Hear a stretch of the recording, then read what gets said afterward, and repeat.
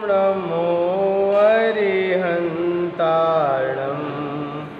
ॐ नमो सिद्धाणम् ॐ नमो आहिर्याणम् ॐ नमो वज्रायाणम् ॐ नमो लोय सर्वसाहुरम् ॐ नमो लोय सर्वसाहुरम्। आपने आपको आप में वर लिया, चेतना को स्वयं ही प्रखर कर लिया। वीतरागे प्रभु हे महावीर जिन आदिनाथ प्रभु तुम हो तारण तरण, आपके द्वै चरण में विनम्र नमन। आपके द्वै चरण में विनम्र नमन। जय बोलिए अनंतानंद सिद्ध परमेश्वर भगवान की जय। प्रथम तीर्थंकर श्री ऋषभनाथ भगवान की जय। परम पूज्य आचार्य भगवंत गुरु श्री मानतोग महामुनि राज की जय। आचार्य भगवंत गुरु श्री विराट सागर जी गुरुदेव की जय। मम दीक्षा गुरु आचार्य भगवंत गुरु श्री विनम्र सागर जी गुरुदेव की जय। मथुरा सिद्ध क्षेत्र की जय। भक्तांवर प्रणत मौलिमणि प्रभाणा, मुद्योतकं दलित पापतमोवितानं, सम्यक् प्रणम्य जिनपादयुगं युगादा, वलम्बनं भवजले पततां जनानां। यशस्तुतः सकलवाङ्मय तत्त्वबोधा, दुद्भूतबुद्धिपटुभिः शूरलोकनाथै, स्तोत्रै जगत्त्रित्रयचित्तहरैरुदारै, स्तोत्रे किलाहमपि तं प्रथमं जिनेन्द्रं। स्तोत्रे किलाहमपि तं प्रथमं जिनेन्द्रम्। उन्निद्रिहेमनवपङ्कजपुञ्जकान्ति, पर्युल्लसन्नखमयूखशिखाविरामौ, पदौ पदानि तव यत्र जिनेन्द्रदत्ता, पद्मानि तत्र विबुधा परिकल्पयन्ति, पद्मानि तत्र विबुधा परिकल्पयन्ति। कल भगवान का विहार, कल 36 छंद अपने पूर्ण हुए। आज छंद नंबर 37 जो कि आज का विषय समूषण का है कि भगवान का समूषण कैसे कैसे लगता है, क्या क्या विभूतियाँ होती हैं उसमें। कल अपन ने समझा भगवान का विहार हुआ, जो इंद्रों ने कमल की रचना की, जहाँ जहाँ भगवान के पग रखे वहाँ पर कमल बिछा दिए। वह कमल 1 योजन यानी कि 4 कोस का बावजूद भी 4 कोस के बावजूद भी 12 किलोमीटर का एक कमल होता है। उस 12 किलोमीटर कमल पर भगवान के चरण कमल पर विहार करते हुए आगे प्रस्थान करते हैं। कल अपन ये समझा, आज देखते हैं भगवान की विभूति कि भगवान का समूषण जब लगता है तब क्या क्या समूषण में होता है, भगवान की क्या क्या विभूति है और भगवान की विभूति ने क्या क्या सामना किया है। आज वह विभूति, जो ऐसी विभूति हमें कहीं अन्य नज़र नहीं आती, जो विभूति भगवान के समूषण में दिखाई देती है, शायद ऐसी विभूति हमें कहीं और किसी अन्य देवी देवताओं की भी ऐसी विभूति नहीं होती। आज वही विभूति का वर्णन आचार्य मानतुंग, जो कि आचार्य भगवान मानतुंग गुरुदेव ने चिंतन करते जा रहे हैं, और उधर सागलें भी खुलती जा रही हैं। उधर वो सागलें भरी पड़ी हैं, वो जंजीरें जकड़ी हैं, और वह काला कोट में विराजमान आचार्य भगवान मानतुंग उस कारागृह में विराजमान, और वहाँ से भक्ति अपनी करते हुए आज भगवान का समोषण उनकी निगाह में आ चुका है। उसका चिंतन है आज, उसके चिंतन के बारे में आचार्य मानतुंग अपनी भाषा से भगवान की विभूति का वर्णन करेंगे। आइए छंद नंबर 37 निकालते हैं, उसके उपरांत भगवान की विभूति का वर्णन, और आज का छंद एक और जाहिर करेगा कि जो हम लोग आपस में दुष्टताएं हो जाती हैं, आपस में मनमुटाव हो जाते हैं, एक दूसरे से बोलचाल बंद हो जाते हैं, दुष्टताएं जीवन में आ जाती हैं। कैसे कैसे दुष्टताएं हमारे जीवन में आती हैं, आज उस दुष्टता को भी रोकने वाला है। हमारे जीवन में दुष्टताएं ना आए, ना मेरा किसी से बैर हो, ना मुझसे किसी से बैर हो। आज बैर भाव छोड़ने का भाव रहेगा कि हमारा ना किसी से ज़्यादा बैर है, ना अधिक मित्रता है। सबसे मेरी मित्रता है, सबसे मेरा प्रेम है, वात्सल्य है। आज वही संकेत समोषण आपको दिखाएगा कि हमारे घर में, हमारे परिवार में, हमारे मोहल्ले में दुष्टताएं हैं, तो उन दुष्टताओं को हम कैसे रोकें, क्या विचार करें। आज आचार्य भगवंत उस पर भी थोड़ा प्रकाश डालेंगे कि हमारी किसी से दुष्टता ना हो, क्योंकि दुष्टता होगी तो हमारे ना जाने कितने भाव और बढ़ते चले जाएंगे। हमारी किससे दुष्टता ना हो, हमसे किससे हो जाए ये सामने वाले की बात है, लेकिन हम किसी के दुष्टता ना हो, तो ऐसा भाव आचार्य मानतुंग आज अपने वाक्य से रखेंगे, आज अपन उसको जानेंगे, प्रयास करेंगे। आइए पहले छंद पढ़ते हैं। छंद नंबर 37 छंद क्या कहता है, तो आइए छंद नंबर निकालिए। इत्थं यथा तव विभूतिरभुजिनेन्द्र,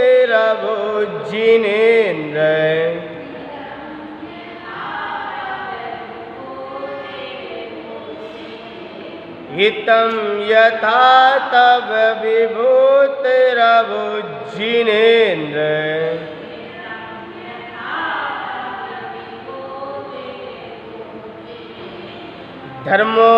धर्मोपदेशन विधौ न तथा परस्य,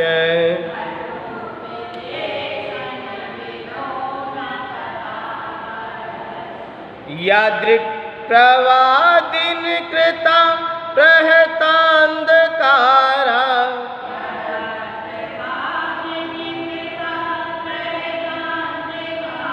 यादृक् प्रवादिन कृता प्रहतांधकारा,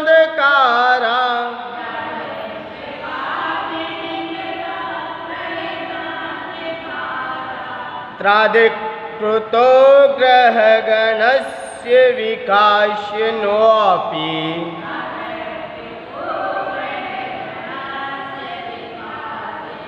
यादृक् कुतो ग्रहगणस्य विकाशिनोऽपि,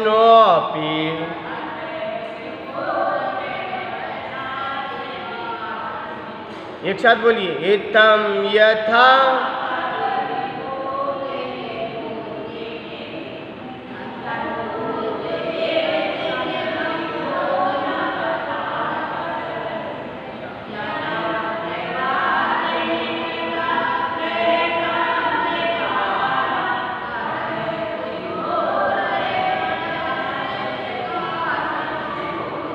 आचार्य मानतुंग आज भगवान का समोषण का स्मरण करते हुए, आज उन्हें भगवान का समोषण दिखाई दे रहा है, और समोषण में निहारते हुए आचार्य मानतुंग भगवान अपनी स्तुति प्रेषित कर रहे हैं।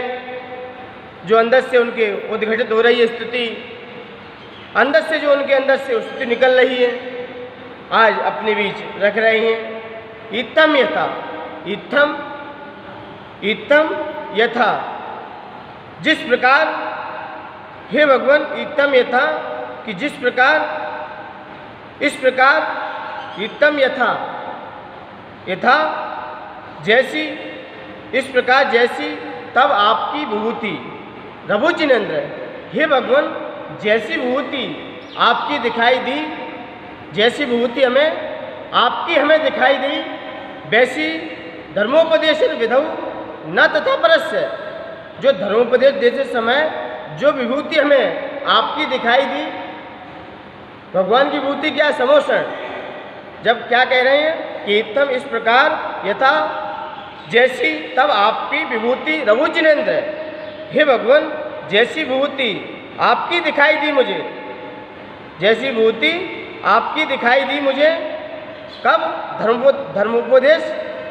धर्मोपदेशन विधौ न तथा परस्य, जो धर्मोपदेश देते समय इस प्रकार की हमें विभूति दिखाई दी, जो अष्ट प्रात्यारों से विभूषित थी और संपत्ति से भी विभूषित थी, अभूत थी, वैसी विभूति यादृक् प्रभा वैसी विभूति हमें अन्य कई देवों की हमें दिखाई नहीं दी। जैसी विभूति है भगवान धर्मोपदेश देते समय जैसी विभूति आपकी दिखाई दी, वैसी हमें अन्य देवों की दिखाई नहीं दी, न तथा परस्य, ऐसी अन्य हमें कहीं और कहीं दिखाई नहीं दी। यादृक् प्रभा जैसी प्रभा, दिनकृता मीन्स दिनकृता जो सूर्य, प्रहतांधकारा जैसी विभूति जो दिनकर मतलब क्या होता है, दिनकर सूर्य, दिवाकर जैसी प्रभा सूर्य में होती है, जो दिन में सूर्य आता है उसमें कितनी प्रभा होती है, सारा अंधकार मिटा देती है, सारा अंधकार वह मिटा देती है, वह सूर्य सारा अंधकार मिटा देता है। तादिक तो वैसी को तो क्या घनस्य, वो गृह में होगी, विकासनोपी क्या वह अंधकार मिटाने की क्षमता क्या तारागणों में होगी क्या, जो अंधकार मिटाने की क्षमता सूर्य रखता है, क्या वह क्षमता तारेगण नक्षत्र लोग रखते हैं क्या, जो रात्रि का व्याप्त अंधेरा सूर्य की एक किरण से ही नष्ट हो जाता है, तितर बितर हो जाता है, क्या वैसा अंधकार मिटाने की क्षमता तारागण में है क्या, नहीं है। तो हे भगवान जैसी विभूति समोषण में आपने दिखाई दी धर्मोपदेश देते समय, वैसी अन्य देवियों की विभूति हमें नहीं दिखाई देती, वैसी विभूति हमें और कहीं नहीं दिखाई देती। जिस प्रकार जैसे अंधकार मिटाने की क्षमता सूर्य में हुआ करती है, क्या तारागण में होती वही क्षमता नहीं होती। तो यहाँ पर आचार्य मानते यही कह रहे हैं कि हे भगवान धर्मोपदेश देते समय जैसी समोषण में विभूति आपकी दिखाई देती है, वैसी हमें अन्य देवों की भी नहीं दिखाई देती। ठीक उसी प्रकार जैसे सूर्य के अंदर जो कांति होती है, वैसी कांति नक्षत्रों में तारागण में नहीं होती। जैसी क्षमता अंधकार मिटाने की क्षमता जो सूर्य में होती है, वैसी क्षमता तारागण में नहीं होती। तो यहाँ पर किसकी उपमा दी, भगवान की विभूति। तो भगवान की विभूति कब से है, भगवान की विभूति कब से पीछा कर रही है। आज का विषय चिंतनी भी है और मंथन करने का ही कि भगवान का कब से विभूति पीछा कर रही है, कि भगवान ने इस काव्य में ऐसा लग रहा है, ऐसा प्रतीत हो रहा है कि इसमें उपसार रख दिया हो भगवान ने, कि पहले तो अष्ट प्रातिहार की स्तुति की, कल विहार की कर दी, आज ऐसा लग रहा है कि आज उपसार रख दिया हो अपने बीच, क्योंकि पहले अष्ट प्रातिहार का विवेचन था, आज कल विहार का था, और आज ऐसा लग रहा है कि उपसार रख दिया हो कि सारी विभूति आज दिखाई दे दी। अब इसके बाद छंद ऐसा लग रहा है कि समाप्त हो गया हो, क्योंकि समोषण लग चुका। ऐसा लग रहा है कि आज छंद का उपसार कर रहे हो आचार्य मानते हो, क्योंकि पहले के छंद में आपने ये चर्चा की कि अष्ट प्रातिहारों से आज चारों जगह विभूति फैला रखी है। पहले का विषय था कि अष्ट प्रातिहार, और आज ऐसा लग रहा है कि चारों विभूति बिगटा दी हो। तो आचार्य मानतुम कह रहे हैं, आचार्य भगवंत कह रहे हैं, ये विभूति समोषण में आज दिखाई दे रही है, लेकिन ये विभूति आदिनाथ भगवान को जब से पीछा कर रही है, जब आदिनाथ भगवान का जीव, जब उन्होंने किसी एक ऋतिधारी मुनिराज का आहार दिया, तब उनकी कौन सी अवस्था थी? जब उन्होंने ऋतिधारी मुनिराज को आहार दिया था ना, तब से विभूति उनका पीछा कर रही है। क्योंकि उनके नगर में जब पति और पत्नी सहित जिन्होंने जब आहार दिया, वज्र कुमार नाम था, ऐसे कुछ नाम है, तो मुझे व्यतीत होता है कि जब से ऋतिधारी मुनिराज को जब से आहार दिया, तब से विभूति ने उनका पीछा चालू कर दिया। क्योंकि जब स्वर्ग में गए तो वहाँ पर विभूति मिली, फिर राजा बने तब विभूति मिली, और उसके तदुपरांत जब राजा की पर्याय में आए, जब पिछली वज्रनाभि की पर्याय में जब चक्रवर्ती की विभूति प्राप्त हुई, वज्रनाभि की पर्याय में जब चक्रवर्ती की विभूति प्राप्त हुई, तो वहाँ पर विभूति का त्याग किया उन्होंने। वज्रनाभि चक्रवर्ती बने, फिर वहाँ पर उन्होंने विभूति का त्याग किया। विभूति का त्याग करते ही उन्होंने मुनि अवस्था को धारण करके मुनि अवस्था को धारण किया, और धारण करते ही उन्होंने वज्रसेन नामक जो तीर्थंकर थे, उनके समोषण में जाके तीर्थंकर जैसी महान पुण्य प्रगति का बंध किया। कहाँ पर? वज्रसेन नामक तीर्थंकर थे, उनके पादमूल में जाके तीर्थंकर जैसी प्रगति का बंध किया, तीर्थंकर जैसी महाविभूति का बंध किया। और वहाँ से बंद करते ही जब वो कहाँ चले गए थे? सर्वार्थ सिद्धि। तो सर्वार्थ सिद्धि में विभूति ने पीछा नहीं छोड़ा, वहाँ पर भी अपार संपत्ति थी, अपार वैभव था उनके पास। तो वहाँ पर इतना वैभव था कि सर्वार्थ सिद्धि में तुम वैसे ही जानते हो, शरीर वैसा ही छोटा हो, लेकिन ज्ञान तो ज्ञान रूपी विभूति से ही सम्मिलित थे, और बाह्य विभूति भी बहुत थी उनके अंदर। तो ऐसी विभूति, जब विभूति ने सामना किया, जब पता चला कि ये अहेमेंद्र जो देव है, अब इनकी 6 महीना शेष बच चुका है। अब 6 महीना शेष होते ही 6 महीना जब 33 सागर की जब सर्वार्थ सिद्धि की आयु को पूर्ण किया, जैसे क्योंकि मुनि बने, पादमूल में यहाँ पर तीर्थंकर प्रगति का बंद किया और समाधि मरण करके सर्वार्थ सिद्धि गए, 33 वर्ष तक रहे। और वहाँ से जैसे ही 6 महीना शेष रह गए थे आयु के, तो विभूति क्या होने लगी? घबराने लगी कि ये तो मुझे छोड़ के जाना है। तो वहाँ पर 6 महीना पहले से ही नीचे विभूति ने क्या कर दिया? कि जहाँ पर अयोध्या नगरी में भगवान का जन्म होने वाला है, तो 6 माह पहले से ही उस विभूति ने क्या किया? 6 महीना पहले से ही उस विभूति ने रत्नों की वर्षा कर दी, उस नगरी को धन्य कर दिया, सारी गरीबी मिटा दी। क्योंकि राजा नाभि राय के दरबार में 4 समय रत्नों की वर्षा हुई। एक समय में कितने रत्न बरसते हैं? एक समय में कितने रत्न बरसते हैं? तो 3.5 करोड़ रत्न बरसते हैं एक समय में। कितने? 3.5 करोड़ एक समय में। तो एक दिन में 14 करोड़ रत्नों की वर्षा। ऐसे 6 माह तक रत्नों की वर्षा होती रही। जब भगवान अभी कहाँ है? अभी ऊपर, अभी नीचे नहीं आए। अभी 6 माह पहले से ही रत्नों की वर्षा।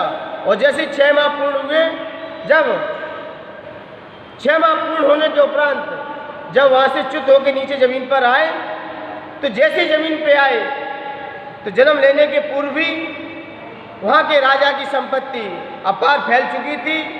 और अपार फैलते ही जब भगवान का 6 माह जैसे च्युत होते ही जैसे ही माँ की कोख में आए, तो 9 माह तक फिर क्या? रत्नों की वर्षा फिर होती रही। भगवान की क्या 9 माह तक रत्नों की वर्षा फिर हुई। 9, 6, 15 माह तक ऐसी रत्नों की वर्षा अपार होती रही, क्योंकि विभूति ने पीछा नहीं छोड़ा।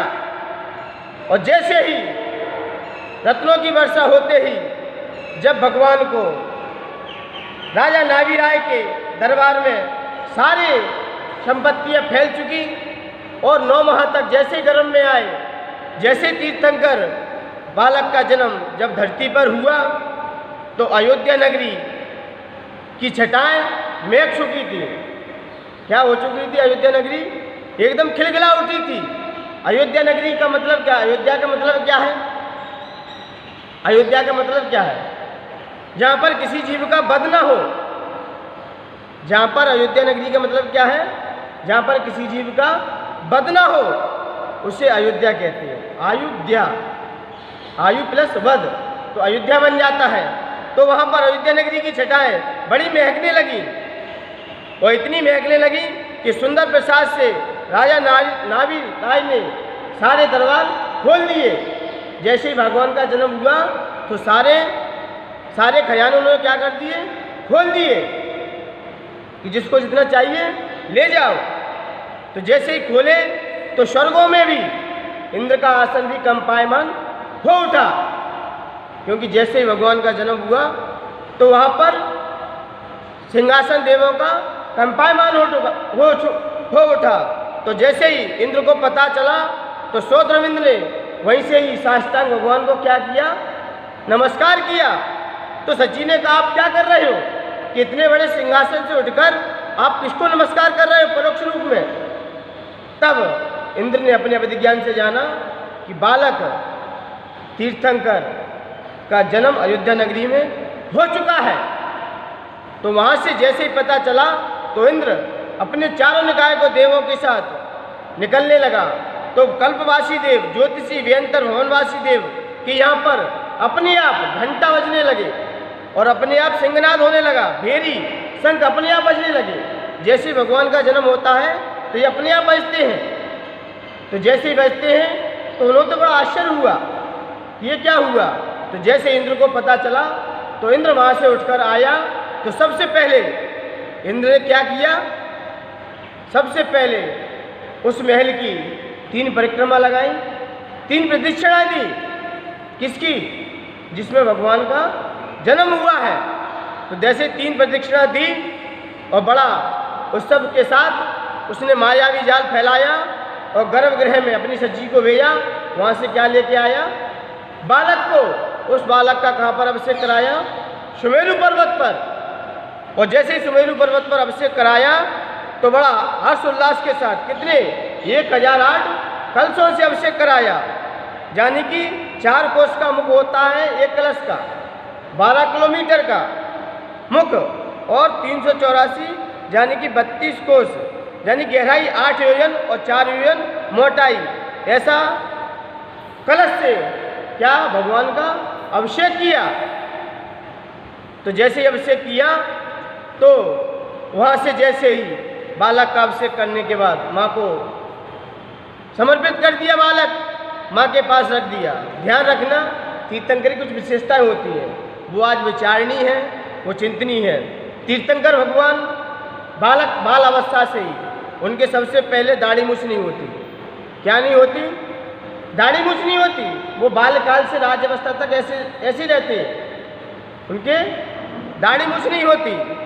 दूसरी बात, तीर्थंकर बालक माता का कभी दूध नहीं पीते। और चिन्ह का संकेत कैसे मिलता है? चिन्ह का संकेत कैसे मिलता है? क्योंकि दाएं अंगूठे से ही, वहाँ से ही बाएं दाएं अंगूठे से सौद्रविंद देख लेता है, तो वहाँ से तीर्थंकर की घोषणा कर देता है। और तीर्थंकर बालक अपनी माँ का दूध कभी नहीं पीते, क्योंकि दाहिने अंगूठे में ही वो अमृत झरता है, वहीं से वो उसका रसपान करते हैं। और सारी व्यवस्थाएं बाल अवस्था से लेकर जब तक भगवान को दीक्षा नहीं हुई है तब तक भोजन की और वस्त्र की व्यवस्था कहाँ से होती है? कहाँ से होती है? स्वर्गों से। देवलोग किया करते हैं। देवलोग किसकी व्यवस्था करते हैं? स्वर्गों से करते हैं। सारी व्यवस्थाएं जब तक भगवान को जन्म से लेकर दीक्षा तक सारी व्यवस्थाएं कौन करते हैं? देवलोग करते हैं। तो सारी जब व्यवस्थाएं करते हैं तो देवलोग भी बड़े हर्षोल्लास के साथ अपना जीवन यापन करते हैं, वो भी अपने आप को सौभाग्यशाली समझते हैं। तो जैसे ही भगवान को 83 लाख पूर्व तक 83 लाख पूर्व तक उस विभूति के साथ रहते हैं। भगवान कितने वर्ष तक रहते हैं उस विभूति के साथ? 83 लाख पूर्व तक उस विभूति के साथ रहते हैं। बताइए कितना बड़ा विषय खड़ा कर दिया। इतने साल तक, इतने वर्ष तक उस विभूति उनका सामना करती है, अपने आप को धन्य समझती है। और जैसे ही भगवान की पता चलता है, देव लोगों को याचना होती है कि इनको तो अभी वैराग्य नहीं हो रहा है। क्या नहीं हो रहा है? वैराग्य। तो जैसे ही वैराग्य के लिए नित्य नीलांजना के द्वारा जब नृत्य किया जाता है, जब नीलांजना अपना नृत्य दिखाती है, तो जैसे उसकी मृत्यु होती है तो भगवान को क्या हो जाता है? वैराग्य हो जाता है। तो वैराग्य होते ही 1000 वर्ष तक भगवान उग्र साधना करते हैं। तो जैसे ही वैराग्य होता है तो विभूति रोने लगती है। विभूति क्या करती है? चीखने लगती है, चिल्लाने लगती है, अब मैं क्या करूं, मैं तो एक अनाथ हो चुकी। अब विभूति क्या कर रही है? मैं तो क्या हो चुकी? अनाथ हो गई, क्योंकि अब मुझे जो चाहते थे उन्होंने मुझे छोड़ दिया। अब वह 1000 वर्ष तक भगवान आदिनाथ ध्यानस्थ होते हैं, उग्र तप करते हैं, और ऐसा तप करते हैं कि 1000 वर्ष तक वह उग्र ध्यान करते हुए उन्हें तत्काल ही क्या होता है? केवल ज्ञान की प्राप्ति होती है। क्या होता है? उन्हें केवल ज्ञान की प्राप्ति होती है। तो केवल ज्ञान की प्राप्त होने से ही तो फिर विभूति क्या कहती है? मुझे फिर सौभाग्य मिल गया। क्योंकि जैसे ही केवल ज्ञान हुआ तो विभूति क्या कहती है? मुझे सौभाग्य मिल गया, मेरा सौभाग्य है कि मुझे फिर भगवान की भक्ति करने का अवसर प्राप्त हो गया। तो वह विभूति बड़ी प्रसन्न होते ही फिर अब होती है किसकी रचना? समोषण की रचना। अब विषय आता है, ये क्या थी? उसकी भूमिका थी। जैसे भगवान को केवल ज्ञान होता है तो 5000 धनुष कहाँ उठ जाते हैं? अंतरिक्ष में जाके। कितने? 5000 धनुष ऊपर चले जाते हैं जैसे ही केवल ज्ञान होता है। तो वहाँ पर क्या होता है? किसकी रचना होती है? समोषण की रचना। फिर विभूति कहती है, अहो मेरा सौभाग्य है। कब से विभूति पीछा कर रही है भगवान का? जब से भगवान ने राज्यावस्था में रिद्धिधारी मुनिराज को आहार दिया, तब से विभूति समोषण तक पीछा कर रही है। और जैसे ही पीछा करते हुए क्या? समोषण की रचना हो जाती है। किसी की रचना हो जाती है? समोषण की रचना हो जाती है। तो समोषण में होता क्या है? क्या होता है? चारों दिशाओं में वह विभूति झिलमिला उठती है, क्योंकि चारों तरफ विभूति फैल जाती है। और ये विभूति कब तक रहती है?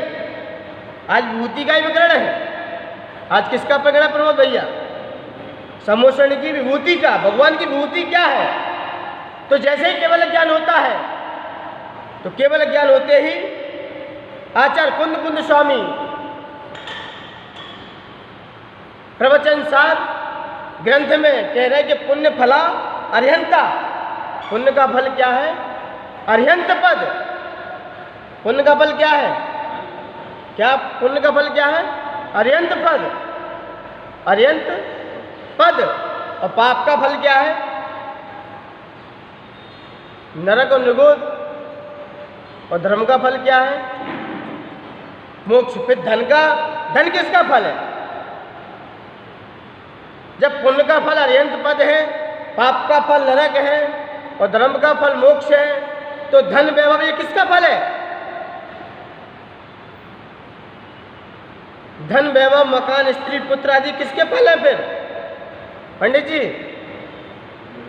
किसके फल है ये? जब पुण्य का फल अर्हंत पद आचार्य कुंद स्वामी कह रही है, और धर्म का फल मोक्ष है, क्योंकि धर्म का फल सुख है कि कोई भी क्रिया करो जब तक सुख की प्राप्ति ना हो तब तक वह धर्म है ही नहीं। तो धर्म का साक्षात फल क्या है? मोक्ष। और पाप का फल क्या है? नरक। फिर धन किसका फल है? विषय यह खड़ा होता है। तो आचार्य भगवंत कह रहे हैं पुण्य का फल अर्हंत मतलब बाह्य विभूति है। ये बाह्य विभूति मिली है तो वो तो पुण्य का फल से मिली है, लेकिन ये परिग्रह जोड़ रखा है। ये परिग्रह क्या है? ये परिग्रह धन क्या है? परिग्रह, परिग्रह क्या है? पाप है कि पुण्य है? परिग्रह क्या है पंडित जी? ज्यादा इकट्ठा परिग्रह कर लीजिए, क्या है? ये पाप ही तो है। आपने तो कमाया है, इकट्ठा कर लिया है। ये परिग्रह क्या है? हैं? मूर्छा परिग्रह। तो ये परिग्रह ही आपने इकट्ठा कर लिया, ये क्या है? ये सब पाप है। तो आचार्य भगवंत कह रहे हैं पुण्य फल आर्यंता, कि भाई विभूति से लेना है जो आपको सहजता से जो प्राप्त हो चुकी है, आप उसमें आपकी मूर्छा नहीं है। भगवान को जो विभूति प्राप्त हुई उनमें मूर्छा नहीं है। एक तक भी देखा नहीं विभूति को।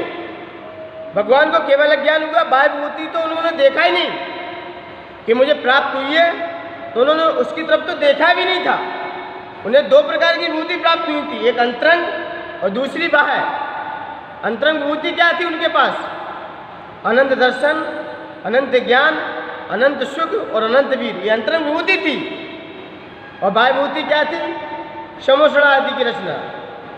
तो बाह्य विभूति में इतनी प्राप्त होती गई कि शायद लगता है ऐसी विभूति किसी को प्राप्त नहीं हुई हो। तो ऐसी विभूति भगवान की, तो ये कब तक विभूति रही भगवान के पास? कब तक भगवान के पास ये विभूति कब तक रही? बाह्य विभूति 1000 वर्ष कम, 1000 वर्ष 15 दिन कम, 1000 वर्ष कम 15 दिन कम तक विभूति उनके पास रही। क्योंकि 1000 वर्ष तक तो क्या हुआ था, उन्हें वैराग्य थे, ध्यानस्थ थे, और 15 दिन पहले उन्हें उन समोषणों को छोड़ दिया था। उस समोषण को छोड़ दिया था, यानी कि आदि कुमार जब से कहाँ से जब से उन्होंने इस भव में आए हैं, जब से गर्भ में धारण किया है, तब से कब तक विभूति रही उनके पास? 1000 वर्ष 15 या 14 दिन कम तक उनके साथ विभूति उनके पास रही। बताइए भगवान के साथ विभूति कब से पास उनके सामना कर रही है, और तब भी विभूति को उन्होंने क्या छोड़ते ही गए। जितना छोड़ते जाओगे उतना व्यक्ति उठता जाएगा, और जितना पकड़ोगे, बताओ छोड़ने में घाटा है कि फायदा है? आप त्याग कीजिए। आपने त्याग किया किसका? किसका त्याग किया? अन्य का त्याग कर दिया। बताओ अन्य का त्याग कर दिया तो क्या मिलेंगे फिर? क्या मिलेगी? किसी व्यक्ति ने अन्य का त्याग किया, अब क्या मिलेगा खाने के लिए उसे? 20 रुपए किलो का आटा त्याग किया, क्या मिला फिर? 150 रुपए किलो, 250 रुपए किलो की मेवा। बताओ त्याग में फायदा है कि घाटा है? क्या है? त्याग में घाटा है कि फायदा है? आपने एक घर का त्याग किया, अब कितने घर हैं आपके? सारे घर आपके ही हैं। क्योंकि मुनराज जो भी जाते हैं, मुनराज पूछते किसी के घर किसका है, तो आप लोग क्या कह देते हो? क्या कह देते हो? आपका ही है। क्या कह देते हो? ये आपका ही है। किसी से पूछे भाई किसका है बड़ा, तो भगवान बस क्या कह देते? ये आपका ही भाई है। बताओ मुनराज ने एक भाई का त्याग किया तो सारे भाई उसके हो गए, सारी माँ उसकी हो गई, सारे पिता उसके हो गए, और सारे घर उसके हो गए। किसका? एक घर का त्याग किया है। और एक घर के पकड़े बैठे रहो और फिर कहो ये घर किसका है, तो पड़ोसी क्या कहेगा? प्रमोद भैया आप पूछ रहे पड़ोसी से घर किसका है, तो क्या कहेगा पड़ोसी? मेरा है। और आप मुनि बन जाओ फिर पूछना किसका घर है, तो क्या कहेंगे? फिर क्या कहेंगे? आपका ही है। देखिए त्याग की महिमा कितनी है। जितना जितना आप त्याग करते जाओगे उतना उतना व्यक्ति उठता जाएगा। आपने तराजू देखा होगा, तराजू, तो जिसमें भारी वजन रख दिया तो तराजू कैसा हो जाता है? बैठ जाता है, और हल्का होता है वो उठ जाता है। तो मान्यवर त्याग हमेशा ऊपर की ओर उठाता है। और जितना आप इकट्ठा करते जाओगे, आपके पास ही बाह्य विभूति है और भगवान के पास ही बाह्य विभूति है, लेकिन आप बाह्य विभूति से क्या करते हो? प्रेम करते हो, संभाल के रखते हो। तो आचार्य मानते हो आज यही संकेत दे रहे हैं आज आचार्य भगवंत अपने प्रवचन से यही संकेत देंगे। क्या संकेत दे रही है? क्या त्याग होना है, भगवान की भक्ति करो। तो भगवान ये नहीं कह रहे कि आप छोड़ो, घर छोड़ो, परिवार छोड़ो, संपदा छोड़ो। भगवान तो ये कह रहे हैं सिर्फ इनसे आप क्या करो, मुख मोड़ो। क्या करना है? आपको हमारी जैसी विभूति को प्राप्त करना है तो आचार्य भगवंत का कहना है ना कोई वस्तु छोड़ो, क्योंकि जो वस्तु छोड़ोगे वो वस्तु है किसकी? जो वस्तु छोड़ोगे वो किसकी है? तो भगवान कह रहे ये भी मेरी कृपा से आपको प्राप्त हुई है। तो आपने छोड़ा क्या? आपने किसका त्याग किया? भगवान कह रहे ये मकान, दौलत, ये शोहरत मिली, ये किसकी है? ये किसकी है? ये किसकी शोहरत है? वैभव आदि मिल रहा है, किसकी शोहरत है? किसकी है? ये भी मेरी कृपा से मिली है आपकी। ये भी मेरी मकान, दुकान, पुत्र, स्त्री, किसकी कृपा से है? ये किसकी कृपा से मिले? सिर्फ आपकी कृपा से ही है। और छोड़ा क्या? तो क्या छोड़ना है आज? आज व्यक्ति को अपने अहंकार को छोड़ना है। आज अहंकार और वहम को छोड़ना है। जब तक आपके अंदर से अहंकार और वहम नहीं जाएगा तब तक हमारी विभूति को भी आप प्राप्त नहीं कर सकते। प्रमोद भैया, आज किसका त्याग होना है? अहंकार एक अहम और दूसरा वहम, क्योंकि ये व्यक्ति के अंदर शत्रुता पैदा कर देते हैं। ये क्या पैदा करते हैं? शत्रुता पैदा करते हैं। ये व्यक्ति के अंदर दुष्टता पैदा कर देते हैं। ये एक दूसरे के मुंह नहीं देखते, क्योंकि जहाँ अहम होता है या वहम होता है तो वहाँ पर क्या हो जाती है? हमारे एक दूसरे से क्या हो जाती है? शत्रुता बन जाती है। तो समोषण किसका प्रतीक है? समोषण किसका प्रतीक है? जहाँ पर जीव को समान शरण मिले। समोषण किसका प्रतीक है? जहाँ पर हर व्यक्ति को क्या? समान शरण मिले। और जहाँ पर कोई जीव आए लेकिन आप दूसरे में एक दूसरे से भिड़ते भी नहीं है। शेर भी बैठता है, गाय भी बैठती है। शेर भी बैठता है और गाय भी बैठती है भगवान के समोषण में, लेकिन अपनी किसको भूल जाती है? दुष्टता को भूल जाती है। ये क्या है? ये समोषण का प्रभाव है। ये समोषण की भूमि का प्रभाव है, क्योंकि वहाँ पर वो जीव अहम और वहम को छोड़ के जाते हैं। क्योंकि जो भी भगवान के समोषण में जाएगा तो ये नहीं समझता मैं तानाशाही हूँ। भरत चक्रवर्ती भी जाता है, 6 खंड का अधिपति, वो भी वहाँ जाके नतमस्तक हो जाता है, क्योंकि 6 खंड का अधिपति होता हुआ भी उसके पास इतना भी धन नहीं होता कि भगवान की एक सीढ़ी भी लगा सके। 20,000 सीढ़ियाँ लगती हैं जो इंद्रगण लगाते हैं, और उसकी चक्रवर्ती की विभूति तो एक सीढ़ी में निपट जाएगी। एक सोने की सीढ़ी लगेगी ना, उसमें उसकी विभूति निपट जाएगी, क्योंकि योजनों में होती है सीढ़ियाँ वहाँ की। वहाँ की सीढ़ी किस में होती है? योजनों में होती है। तो वो भी जाके क्या हो जाता है? नतमस्तक हो जाता है। जब इंद्रभूति ब्राह्मण जब भगवान महावीर स्वामी के समोषण में गया तो क्या किया उसने? सबसे पहले जाते ही मानस स्तंभ को देखा और जाकर उसका अहंकार टूट गया। तो आचार्य भगवंत ये नहीं कह रहे कि आप वस्तु छोड़ो। वस्तु क्या छोड़ोगे? वस्तु तो है किसकी? क्या वस्तु आपकी है क्या? जो आपके अंदर की चीज है वो छोड़नी है आज। ये बाह्य विभूति जब आपकी है ही नहीं, कौन कहता है मकान आपका, दुकान आपका है, परिवार आपका? ये किसका है? ये आपको यहीं से मिला है और यहीं छूटेगा। ये दुकान किसकी है? ये ईंट पत्थर मकान की बन गई, यहीं से जोड़ ली और यहीं से बना ली, कह ली मेरा मकान है, मेरी दुकान है, मेरे पत्नी है, मेरे बच्चे हैं, मेरा धन है। किसका है वास्तविक देखा जाए? अरे 4 लोगों से आपको धन मिल गया और कहने लगे धन मेरा है। अरे 20 बच्चे किसी दूसरे के हैं, अपने बना लिए।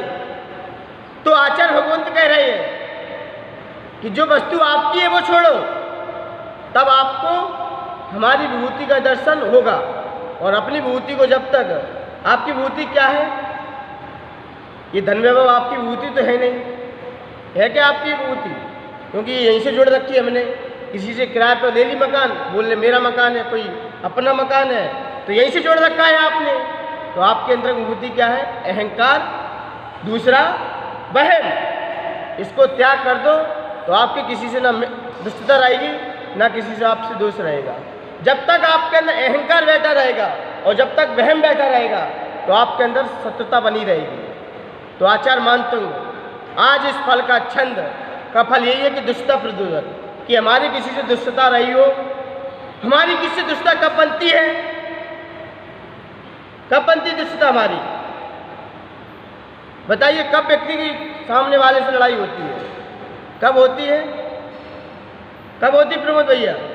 जब या तो अहंकार टकराता है या वहम टकराता है। ये लड़ाई की क्या दो जड़ है, या तो अहम, दूसरा वहम। ये व्यक्ति के अंदर से प्रेम को विलीन कर देता है, अंदर से प्रेम को नष्ट कर देता है। जब एक सांसद जी मेरे पास आए, जब मैं महाराज जी के पास बैठा था तो वहाँ पर एक सांसद जी आए। तो जब सांसद जी से मैंने चर्चा की, उनकी मैडम विधायक थी प्रमोद भैया, मैडम उनकी क्या थी? विधायक और खुद सांसद।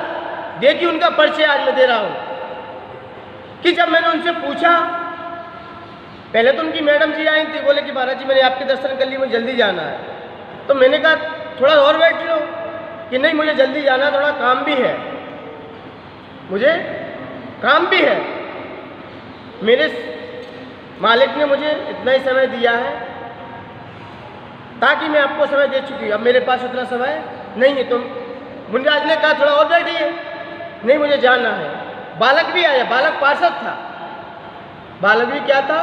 पार्षद था। उसके चाचा चेयरमैन थे, पूरा घर ही राजनीतिक से भरा था। लेकिन मैंने कहा कि आपका घर सारा राजनीतिक क्षेत्र में, जब सांसद जी सामने आए तो मैंने कहा कि आपका घर एकता का संगठन कैसे? आपके घर में एकता प्रेम कैसे? कि सब अलग क्षेत्र में, कोई कांग्रेस से तो कोई बीजेपी क्षेत्र से, और लेकिन फिर भी तब एक साथ रहते, तो वो कैसे? तब उन्होंने कहा कि महाराज जी कि मेरे घर में जो बड़े पिताजी हैं सब उनकी आज्ञा में रहते हैं। एक तो किसी पे कोई शक नहीं करता, एक दूसरे विश्वास रखते हैं आपस में। कोई कितना भी कष्ट कर ले, विश्वास है एक दूसरे के प्रति, ना किसी के प्रति अहंकार है ना मान है। सबका पद अलग अलग है, सबकी गरिमा अलग है, लेकिन सब रहते एक सूत्र में ही है। मैंने कह दिया कि 15 मिनट आपको वहाँ बैठना है, 16 मिनट होंगे, वो मेरे पास आ जाएगा चल के, भले कितनी समय लगी हो। क्या एक आज्ञा में रहते हैं, एक अनुशासन में रहते हैं। और जहाँ पर आज्ञा अनुशासन हो वहाँ पर दुष्टताएं और वहाँ पर संकलित परिणाम नहीं बन सकते। और जहाँ पर अपनी अपनी खींचातानी हो जाए, जहाँ पर अपनी मनमानी होने लगे, तो वहाँ पर प्रेम और विश्वास टूट जाता है। जब एक पत्रकार, एक घटना और याद है दुष्टता प्रतिरोधक के प्रति, ये छंद इसका फल ही ऐसा ही है, क्योंकि समोषण समाशरण देता है, वहाँ पर दुष्टताएं मिट जाती है किसी की, क्योंकि समोषण में कोई किसी का वैरी नहीं होता। तो जब दुष्टता के बारे में जब एक पत्रकार जी आए तो एक पत्रकार जी से पूछा, पत्रकार ने एक व्यक्ति से पूछा कि आपका 125 सदस्य आपके घर में, ये एक संगठन में कैसे रहते हैं, इनमें प्रेम कैसे है, ये एक साथ कैसे रहते हैं? क्योंकि पत्रकार तो पत्रकार है, इंटरव्यू ले सकते हैं। जब वहाँ का इंटरव्यू लेने आया पत्रकार, तो पत्रकार ने व्यक्ति से पूछा, छोटा सा बालक खेल रहा था, कि आप ये बताइए कि आपके घर में एकता कैसे है?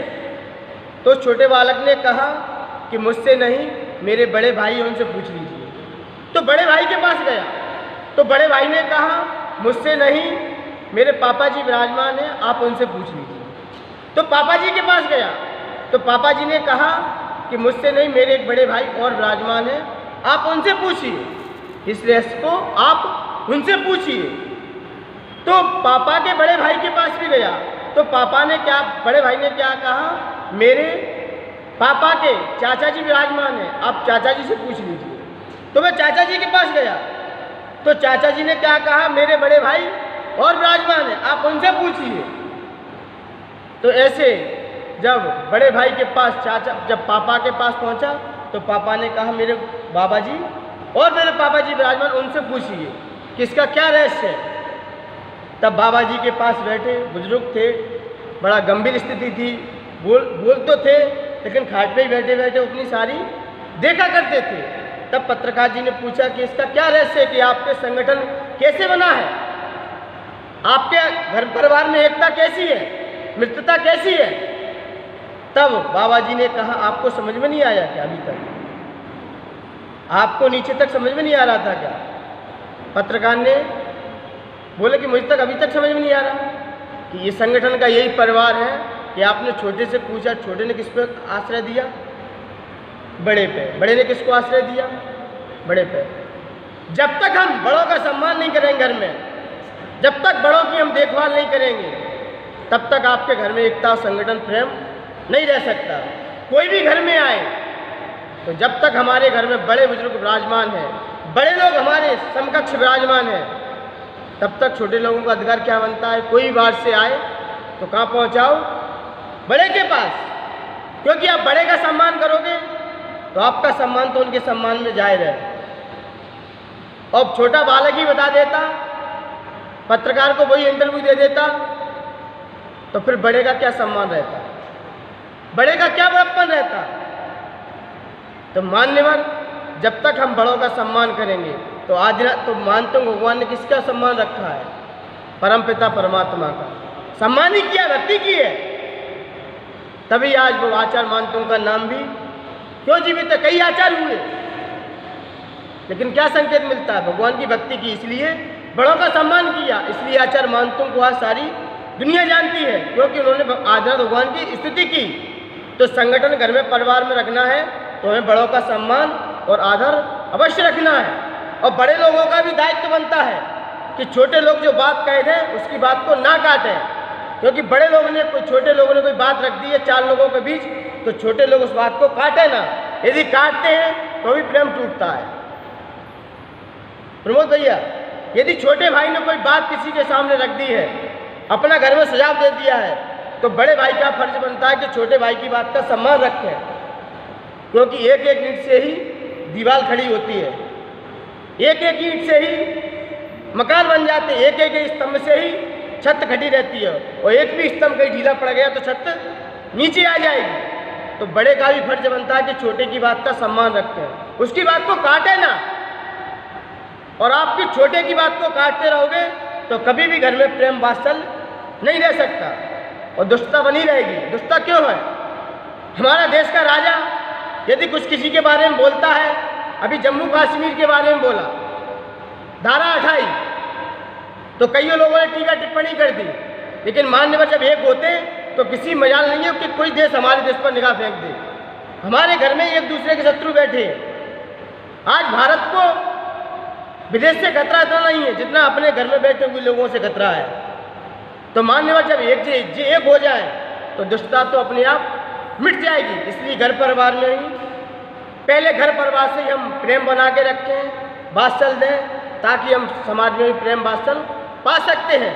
और जब घर में ही फूटन पड़ी है, घर में ही एक दूसरे के विरोधी खड़े हुए बैठे हैं, कुत्ता बिल्ली की तरह लड़ रहे हैं, तो बाहर ये क्या संकेत देंगे। इसलिए आचार्य भगवंत जब हमारे करगुआ जी में विराजमान थे, घटना बता रहा हूँ तुम्हें, करगुआ जी में जब यति सम्मेलन चल रहा था, यति सम्मेलन चल रहा था, तो आचार्य भगवंत गुरुवर श्री विराट सागर जी समोषण के रूप में विराजमान थे उस सभा में। जब तीर्थंकर जैसी समोषण को संबोधित देते थे, हर प्राणी की जिज्ञासा का समाधान करते थे पूज्य आचार्य श्री। लेकिन जब भी पत्रकार कोई भी आता था, आचार्य विशुद्ध सागर जी विराजमान थे, आचार्य विनम्र सागर जी भी थे, आचार्य विनिश्चय सागर जी भी थे, कम से कम 180 पीछी थी। लेकिन कोई भी बात किसी से पूछता तो सब लोगों की एक ही राय रहती थी, किससे पूछो? आचार्य श्री से। कोई भी सुझाव लेना है, बात कर सकते हो किसी से, लेकिन जब फाइनल निर्णय होगा तो गुरुदेव करेंगे।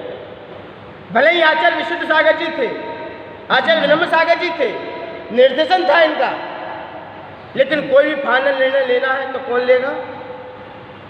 बड़े गुरुदेव लेंगे। कैसा कार्यक्रम होना है उसका निर्णय कौन लेगा?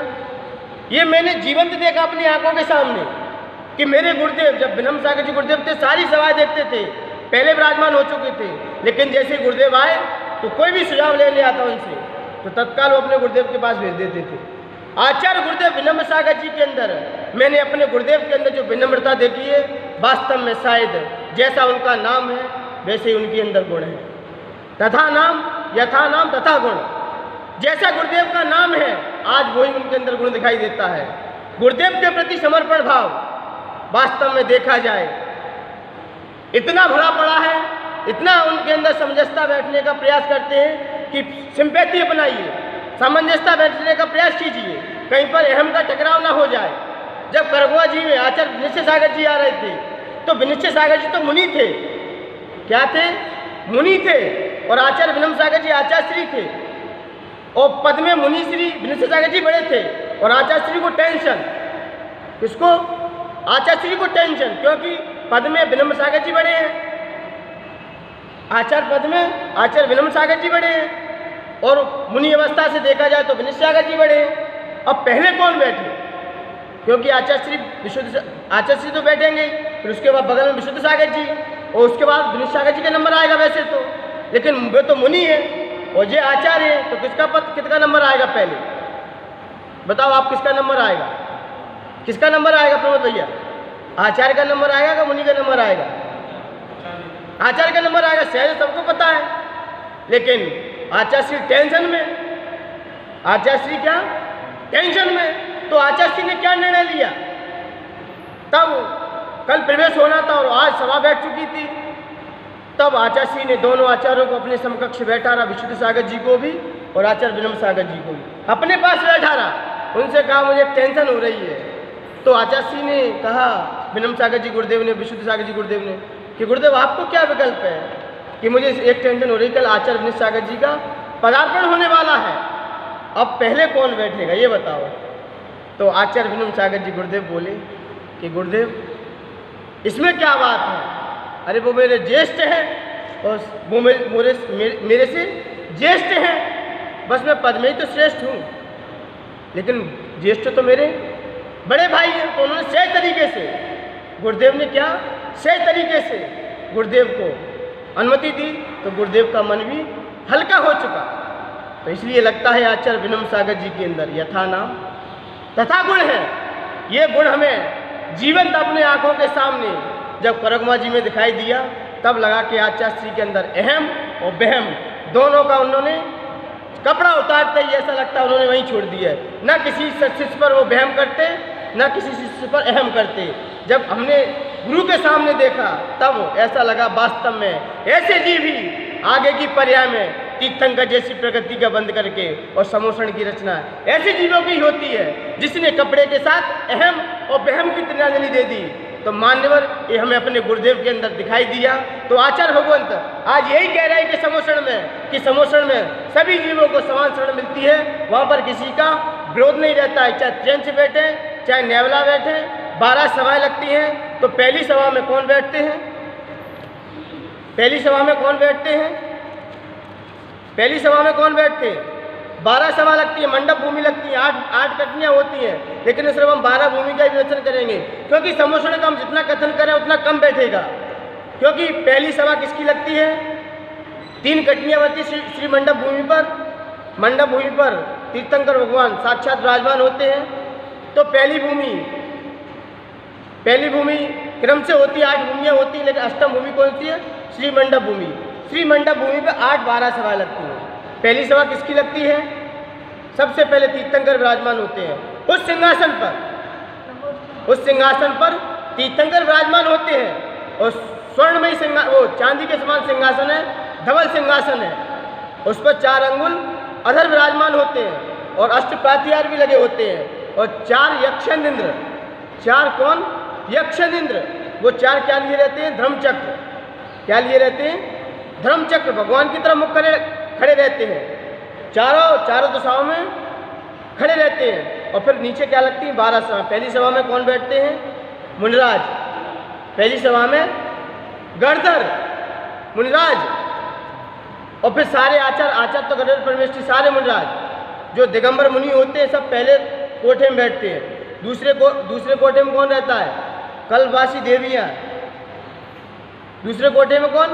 कल्पवासी देवियाँ। तीसरे कोठे में कौन रहता है? तीसरे कोठे में रहते हैं आर्यिकाएँ माता जी और श्रावकाएँ साथ में। जितनी भी श्राविका हों और आर्यिका हों वो तीसरे कोठे में, और चौथे कोठे में ज्योतिषी देवियाँ, और पांचवें कोठे में बेंतरवासी देवियाँ, और छठवें कोठे में भवनवासी देवियाँ, और सातवें कोठे में कौन रहता है? भवनवासी देव, और आठवें कोठे में बेंतर देव, और नौवें कोठे में ज्योतिषी देव, और 10वें कोठे में कल्पवासी देव, और 11वें कोठे में मनुष्य, सारे मनुष्य 11वें कोठे में, और 12वें कोठे में कौन रहते हैं? त्रियंच। ये चारों निकाय के देव अपने अपने स्थान पर, देव, त्रियंच, मनुष्य, ये सभी अपने अपने कोठे में विराजमान होते हैं, और वहाँ पर सभी एक समान बैठते, जिन्हें कि किसी का स्थान ऊंचा हो बड़ा हुआ समकक्ष से आप लोग जमीन पर बैठे हो ना, ऐसे बैठे रहते और अपनी शत्रुता को भी पलायन कर देते। वहाँ पर समोषण का मतलब ये कि समान हर जीव को क्या बराबर शरण मिले। एक दो ही स्थान ऐसे जहाँ पर समान शरण मिलती है, चाहे राजा हो चाहे महाराजा हो। कौन से स्थान है? लगी 2 स्थान, एक शमशान, एक समोषण। यहाँ कोई भेदभाव नहीं होता। यहाँ कोई, आप भले ही कोई भी हो, लेकिन जब भी मरण होगा तो कैसे मिलता है?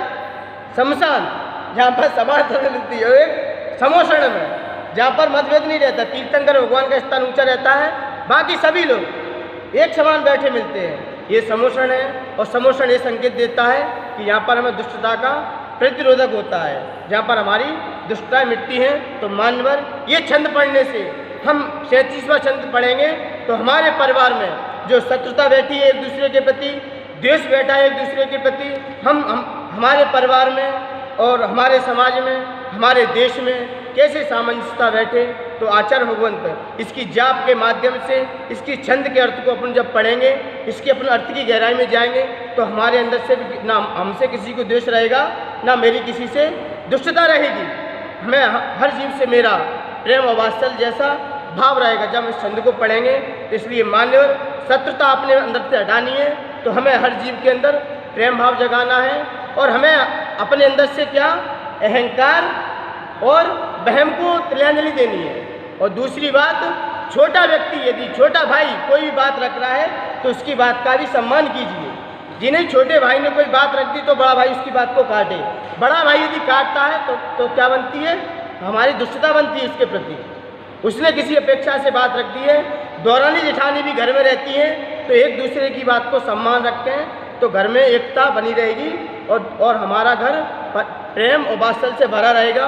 और जहाँ पर हमने किसी की बात को काटने का प्रयास किया, किसी की बात को हमने नकारने का प्रयास किया, तो घर में शत्रुता बनी रहेगी। कहते हैं कि ना कि एक लकीर किसी की छोटी लकीर है, तो आप उसकी लकीर छोटी मत करो, उसकी लकीर मत काटो, अपनी बड़ी कर दो, अपनी स्वयं की बड़ी कर दो। आप दूसरे की लकीर को छोटा मत करो, आप अपनी ऐसा कार्य करो कि आपकी लकीर स्वयं में भी बड़ी हो जाए। उस लकीर को मत छेड़ो, वो भी लकीर का सम्मान रखो। वो लकीर भी आपको संकेत देती है कि हमको भी इससे बड़ा कार्य करना है। आप उसकी छोटी होने का प्रयास मत करो। यदि आपने उसकी छोटी होने का प्रयास किया अंदर से, तो वहीं पर भी दुष्टता का भाव आपके अंदर पनप जाएगा। तो मान्यवर ये संकेत मिलता है कि हमारे अंदर दुष्टता जब जाती है, जब हम एक दूसरे का प्रेम और वात्सल्य से रहने का संदेश इससे मिलता है कि हम एक दूसरे की बात का सम्मान रखें। और आज के जाप हैं ओम ह्रीम रम नमो शब्बो ही जिनानम, ओम ह्रीम रम नमो शब्बो ही जिनानम। ऐसे मुनिराज जिनके नोम नक्ष जो भी शब्बो ही जिनानम, जिनके सभी कोई भी मल निकले, चाहे नख हो, चाहे बाल हो, चाहे कोई भी, इनके शरीर से जो भी मल निकलता है वो क्या बन जाता है? औषधि बन जाता है। जिनकी आवाज़ जो भी टकराएगी शरीर से, ना किसी व्यक्ति को लग जाए तो रोग भी ठीक हो जाता है। आपने सेक्रेटरी के पहाड़ पे गए होंगे तो वहाँ पर सर्व औषधि से संपन्न है, क्योंकि तीर्थंकर की भूमि निर्वाण की भूमि है, क्योंकि वहाँ पर तीर्थंकर महाराजों का समागम मिला है, तो वहाँ पर पूरा पहाड़ी औषधि रूप है। और वहाँ की हवा लगती है, पानी मिलता है, तो व्यक्ति की सारी थकान और प्यास सब मिट जाती है। तो ऐसे मुनिराज जो कि उनकी हवाएं लगें तो उनका शरीर भी, उनके शरीर से जो हवा निकलती है वो भी क्या हो जाती है, औषधि बन जाती है। तो ऐसे मुनिराज जो विदेश क्षेत्र में विराजमान है, उन मुनिराज को मेरा मन से, वचन से, काय से बारंबार प्रणाम हो। ऐसे मुनिराज जिनका शरीर सर्वौषधि रूप है, ऐसे गुण मुझे भी प्राप्त हो, यही भावना करते हुए इस छंद का अर्थ यही है कि हे भगवान, जैसी विभूति समोषण में हमें आपकी दिखाई दी, वैसी विभूति अन्य हमें देवियों की कहीं नहीं दिखाई दी। जो कांति सूर्य में होती है, अंधकार मिटाने की क्षमता जो सूर्य में होती है, वो तारागण में नहीं होती, न नक्षत्रों में होती। तो इस छंद का अर्थ ये है भगवान, जैसी समोषण की विभूति धर्मोपदेश देते समय जैसी विभूति हमें आपकी दिखाई देती है, वैसी विभूति अन्य देवों की हमें नहीं दिखाई देती। तो हे भगवान, जैसा अंधकार मिटाने की क्षमता जो सूर्य में होती है, वो तारागण में नहीं होती। आइए इस छंद को भावार्थ पढ़ते हैं। आप सा वैभव न देखा अन्य देवों में, आप सा उपदेश देखा है नहीं पर में।